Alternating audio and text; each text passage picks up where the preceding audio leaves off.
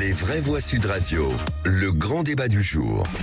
Je ne perds jamais de vue cet impératif d'unité de la nation. Les Français attendent de nous de la cohérence, de l'action et des résultats. Cette année sera en effet celle d'une réforme des retraites qui vise à assurer l'équilibre de notre système pour les années et décennies à venir. Aussi, sur le fondement de l'article 49, alinéa 3 de la Constitution, nous avons la preuve une nouvelle fois qu'ils ont choisi la brutalité, que nous refusons de nous habituer à la méthode du 49-3. Nous, on a déposé une motion de censure parce que depuis le début, ce qu'on dit, c'est que Emmanuel Macron nous emmène dans le mur. De tout ce que nous avons ensemble accompli durant l'année qui s'achève, soyons fiers.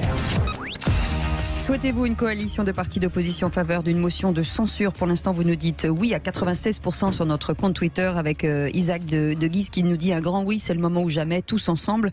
Donc c'est officiel, Elisabeth Borne a engagé sa responsabilité pour faire passer la réforme des retraites, provoquant de vives réactions dans l'opposition. Marine Le Pen également a annoncé déposer une motion de censure, idem pour Olivier Faure et le chef de file des Insoumis, Mathilde Panot, qui dénonce un basculement autoritaire. Pour l'instant, ces motions de censure sont prêtes face au gouvernement, Frédéric. Nous vous plongeons, les auditeurs de Sud Radio, dans l'ambiance terrible de cet après-midi. Tout d'abord, face à cette motion de censure, Elisabeth Borne relève le défi. dans quelques jours, je n'en doute pas, à l'engagement de la responsabilité du gouvernement répondront une ou plusieurs motions de censure. Un vote aura donc bien lieu comme il se doit. Et c'est donc la démocratie parlementaire qui aura le dernier mot. Sur ce, les députés quittent l'hémicycle et se confient face au micro. Marine Le Pen l'avait déjà dit un petit peu ce matin, on y va tous ensemble. Nous espérons que ceux qui s'apprêtaient à voter contre cette réforme des retraites voteront cette motion de censure. En ce qui nous concerne, nous déposerons une motion et nous voterons, comme je l'ai annoncé il y a des mois déjà, l'intégralité des motions de censure qui seront déposées. À cette idée d'y aller ensemble, les NUPES ont toujours été très gênés par rapport au Rassemblement national. Eh bien, écoutez cette réponse de Clémentine Autain. Le moins qu'on puisse dire, c'est qu'elle ne ferme pas la porte. Chacun prend ses responsabilités, voilà. Donc nous, on dépose, on discute, on va voir comment se donner un maximum de chances, en effet, pour sanctionner ce gouvernement. Et chacun est responsable de son vote. Voilà, la situation est mise en place. Vous l'avez compris, nous ajoutons le dépôt par le groupe Pliot, le possible dépôt de cette motion de censure. Vous avez compris, ça va être difficile pour le gouvernement. Et pour en parler, notre invité aujourd'hui, Bruno Cotresse, est avec nous, politologue et chercheur au CNRS et Cevipof de Sciences Po. Bonsoir, merci d'être avec nous. Bonsoir. Un petit tour d'horizon de chez nos vraies voix. Aujourd'hui, Philippe Bilger, une séquence importante. Oui, alors, comment dire, Cécile, est-ce qu'on peut garder l'essentiel pour plus tard? Parce que je ne voudrais pas manquer Bruno, qui est toujours très pertinent. Moi, ce qui me frappe, c'est que, d'abord, je trouve qu'Éric Ciotti, vous n'en avez pas parlé, se précipite en disant que les Républicains voteront contre la motion de censure. La moindre des choses, ce serait d'attendre. Aurélien Pradier vient dire que lui, oui, mais justement, je mettrais Pradier de côté, qui naturellement s'oppose à ce que vient de dire Ciotti, mais au sein même de ceux qui sont sur la ligne d'Éric Ciotti, il y a probablement des gens qui seraient prêts peut-être enfin sauter le pas. On n'est pas voué à être sans arrêt une béquille un peu agaçante à force. Est-ce qu'on est si peu de choses aux Républicains qu'on éprouve le besoin de se sacrifier en permanence pour d'autres dont la cause est mal en point? Je suis absolument d'accord. D'abord, je ne comprends pas comment les Républicains peuvent envisager de faire à nouveau un cadeau comme cela à Emmanuel Macron. Ils l'ont dans leurs mains. Ils l'ont eu dans leurs mains aujourd'hui, à tel point que je pense même qu'en grande partie, ils ont organisé ce 49.3 en déboussolant totalement Emmanuel Macron et Elisabeth Borne depuis ce matin. Ce matin, ils avaient leur compte. En fin de matinée, ils ne l'avaient plus parce que vous aviez les députés les Républicains qui disaient à l'un je vote et à l'autre qui disait je vote contre. Donc, ils ont organisé cela. Donc ça, c'est le premier point. Est-ce que la survie des députés passe par le clivage et le frontal avec Emmanuel Macron? Je pense que la réponse, évidemment, est oui. Deuxièmement, sur ces députés républicains, ils ne doivent leur élection qu'à eux-mêmes. Et c'est comme ça qu'ils le vivent. Ils sont rescapés d'un enfer à 4%. Ils sont rescapés souvent d'un candidat Renaissance en phase 2. Donc, c'est impossible de les mettre au pas. Ça, c'est le deuxième point. Le troisième point, les motions de censure. Je ne suis pas tout à fait d'accord, Frédéric, avec ce que vous dites, parce que la ligne de la gauche a toujours été la même. Nous ne signerons jamais une motion de censure avec le Rassemblement national. Nous ne voterons jamais une censure du Rassemblement national, mais les votes sont libres. Si le Rassemblement national veut voter, ça a toujours été mais le discours était moins tranchant de Clémentine. Non, il a toujours été le discours comme ça. Mais c'est pas la peine de dire. Je vous dis que on peut ressentir les choses aussi. Vous avez le droit, mais c'est une erreur politique de dire ça. Ils ont toujours été clairs là-dessus. On peut pas dire à un député, je vous interdis de voter ma motion. C'est comme si vous disiez à un auditeur, je vous interdis de m'écouter. Ça n'existe pas. Ça. Ouais. Donc ça, c'est le premier, le deuxième et le dernier point. C'est le quatrième. La seule motion, le 12e. Je termine, parce que c'est assez passionnant. La seule motion, à mon avis, qui peut être susceptible d'être votée, c'est celle portée par Charles de Courson de Liberté des Territoires. Et c'est assez fin d'avoir fait ça. Le fameux LIOT. Voilà. Ce que vous annonciez tout à l'heure. En plus court. Pardon, excusez-moi. Sinon, on va perdre Bruno Cotrez. Oui, pardon, Bruno, pardon. La prochaine fois, je veux parler en premier, parce que sinon, à chaque fois, Bruno est là jusqu'à 45. Non, je dirais très simplement que on va voir là si l'ensemble des partis d'opposition qui, pour certains, ont été dans la majorité et dans un passé pas si lointain. On verra si finalement ils vont réussir à dépasser cette hypocrisie qui consiste à dire je ne peux pas m'allier à l'un, je ne peux pas parler à l'autre, etc. Moi, à leur place, et je suis plutôt dans le camp du président de la République, à leur place, j'irai au bout de cette logique. On les a ubérisés, on les a disruptés, on a disrupté toutes ces majorités depuis 2016. Bon voilà, aujourd'hui on verra bien si finalement les arrosés sont capables de prendre leur revanche sur l'arroseur. Bruno Cotrez, on a un petit panel. À Bruno Cotrez. Vous allez faire la synthèse, Bruno. Pardon, Bruno. Reconnaissons quand même que nous arrivons. C'était aujourd'hui la 100e motion de censure de son histoire. Oui, de la 5e République. La 11e d'Elisabeth Borne. Le moins qu'on puisse dire, c'est que celle-ci, elle est peut-être historique. Oui, clairement, elle est historique. On a vu cet après-midi une ambiance absolument incroyable à l'Assemblée nationale, avec des députés qui ont entonné la Marseillaise pendant que la Première ministre essayait vainement de se faire entendre. Donc effectivement, une motion de censure qui va être assez historique parce que c'est tout simplement peut-être le deuxième mandat d'Emmanuel Macron qui est en train de se jouer.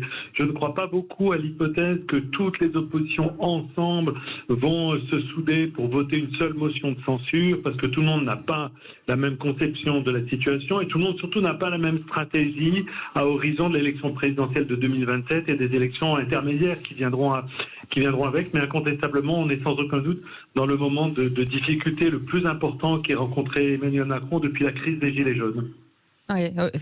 Philippe Bilger. Bruno, j'ai vraiment une impression étrange, d'ailleurs vous l'avez dit à l'instant, qu'on ait été pour ou contre les retraites. La réaction à cette manière à mon sens, peu démocratique du gouvernement d'utiliser le 49.3 a suscité une sorte de révolte spontanée de la part d'un certain nombre de gens qui ne sont pas que des gens de gauche ou d'extrême gauche. Est-ce qu'on ne se trouve pas comme si épidermiquement on avait le sentiment d'une grave faillite démocratique tout de même? Est-ce que vous comprenez cela? Mais oui, d'ailleurs, quand on écoutait les députés républicains opposés à la réforme des retraites motiver leur point de vue, ils ont tous utilisé deux argumentaires. Le premier, c'était ils sont en désaccord sur le fond, la réforme n'est pas juste. Et deuxièmement, c'était la méthode de gouvernement d'Emmanuel Macron. Ils n'avaient pas envie de faire un cadeau à Emmanuel Macron, considérant que le président de la République et l'exécutif ne conduit pas bien le pays et brutalise les oppositions. Et c'était très clair dans l'ensemble des députés LR que j'ai entendu motiver leur opposition, c'était toujours ces deux aspects qui étaient liés. Petite courte, Françoise, on a des auditeurs. Bruno Cotrez, juste une question. Je ne comprends pas pourquoi vous ne pensez pas que, pour une fois, par rapport à ce que vient de dire Philippe Bilger, la motion LIOT qui sera portée par quelqu'un qui est unanimement reconnu sur les bancs de l'Assemblée, Charles de Courson, assez finement faite parce qu'elle n'est pas signée par les extrêmes, aucune gauche radicale ou droite radicale. Je ne comprends pas comment vous ne pensez pas qu'elle peut être votée. Moi, je crois qu'elle peut être votée. C'est la seule qui peut être votée. Alors c'est sûr que c'est la seule qui peut être votée compte tenu du prestige dont dispose le député de Courson à l'Assemblée nationale. unanimement considéré et respecté sur tous les bancs de l'Assemblée nationale. Donc s'il y a quelqu'un qui peut porter une motion de censure qui soit transpartisane, c'est bien lui, effectivement. Mais néanmoins, du côté des Républicains, ils ont un autre enjeu. Quel message font-ils passer à leurs électeurs? Quel message font-ils passer à leurs sympathisants? Ce soir, on ne sait plus très bien quelle est la position de ce parti politique sur une question aussi importante que les retraites. Que vont-ils dire en 2027 quand ils voudraient présenter un candidat et qui dira on manque d'un financement pour les retraites? Donc on sent quand même que ce mouvement politique est toujours quand même tiraillé avec des fortes tensions à l'intérieur. En tout cas, ça sonne beaucoup au 0826 Et merci 300 à Bruno 300. Cotresse qui nous quitte. Merci beaucoup. Merci pour cette analyse. Ah oui, il avait des rendez-vous. Bravo pour votre récent article, Bruno, que j'ai lu avec beaucoup de plaisir. Encore merci Bruno Cotresse. Merci beaucoup. Merci Bruno Cotresse, politologue et chercheur au CNRS et Cevipof de Sciences Po. 0826 300 300. Christian est avec nous. Christian. Oui. Bonsoir. Oui, rebonsoir à tous. Le débat là, qui est parti sur l'antenne est vraiment très intéressant. Moi, je suis plutôt d'accord avec tout ce qui a été dit. Je trouve que tout ce qui est dit est très raisonnable et très pertinent. Et à la question qui est posée, sincèrement, je pense que une motion de censure, c'est un outil constitutionnel comme un autre, dans la logique de tout ce qui a été fait jusqu'à présent par le gouvernement, ma foi. C'est une bonne réponse. C'est une bonne réponse. J'ai entendu le terme d'arroseur arrosé. Ça me va assez bien, quoi. Je pense que là, on est à la croisée, que Charles de Courson est quelqu'un de très écouté, de très entendu. Pourquoi ne pas suivre cet avis, ma foi? On va faire réagir Sébastien Ménard. Je répète ce que je disais, c'est que politiquement, je pense que les macroniens, j'en suis, on est allé au bout quelque part de la dialectique macronienne dite du en même temps, où clairement on a quand même siphonné les meilleures idées, en tout cas de la deuxième gauche, et les meilleures idées de ce que la droite de gouvernement républicaine était susceptible de nous apporter électoralement. Bon, il était normal qu'à un moment donné, on arrive à la fin de la séquence. A fortiori, quand on essaye de dire on fait une politique participative et inclusive, alors qu'en fait on cultive quand même en grande partie l'entre-soi. Des trois là, entre Philippe Bilger, Françoise et Sébastien Ménard, qui l'aurait voté? Vous voteriez, vous, la motion de censure, Philippe Bilger? Ah oui. Oui. Mais, pardon, moi ce qui m'exaspère, c'est la manière dont Emmanuel Macron, je vais très vite, parvient toujours, même au sein j'allais dire presque d'une transgression grave de l'esprit démocratique, à se sauver la mise, en disant, je l'ai indiqué tout à l'heure, mais mon intérêt, c'était tellement plus facile d'aller au vote. Alors moi, je suis d'accord, ça s'appelle, moi j'ai toujours pensé que c'est la perversion intellectuelle d'Emmanuel Macron. Le en même temps est une perversion intellectuelle parce qu'il est poussé à son paroxysme. La réalité, c'est que personne ne prend au sérieux les explications d'Emmanuel Macron. C'est tout à fait évident.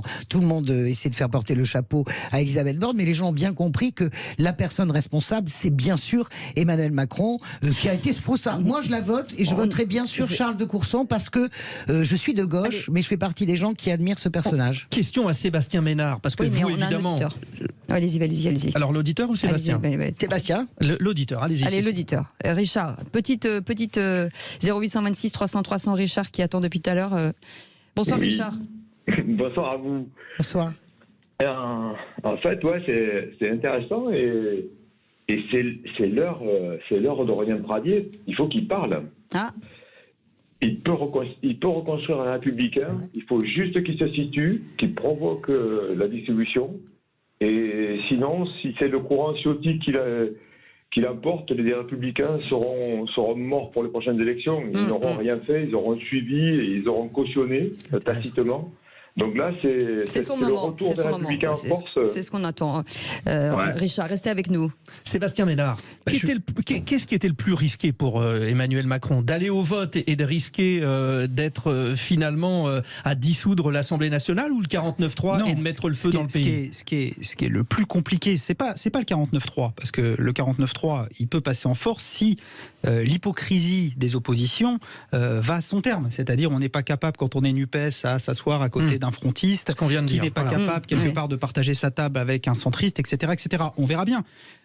Moi la vérité m'oblige à vous dire, pour paraphraser mon copain, que si je suis intellectuellement honnête jusqu'au bout, je serai dans l'opposition, j'aurai aucun tabou à voter cette motion de censure. A fortiori, si c'est Charles Amédée de Courson, qui est un vrai centriste de droite, qui la porte et qui l'incarne. 0826 300 300, vous pouvez continuer bien entendu à commenter cette actualité. On va revenir sur Elisabeth Borne aux alentours de 18h30. Est-ce qu'elle doit démissionner ? Vous voulez d'ores et déjà vous inscrire, on vous attend au standard dans un instant. Le quiz de l'actu.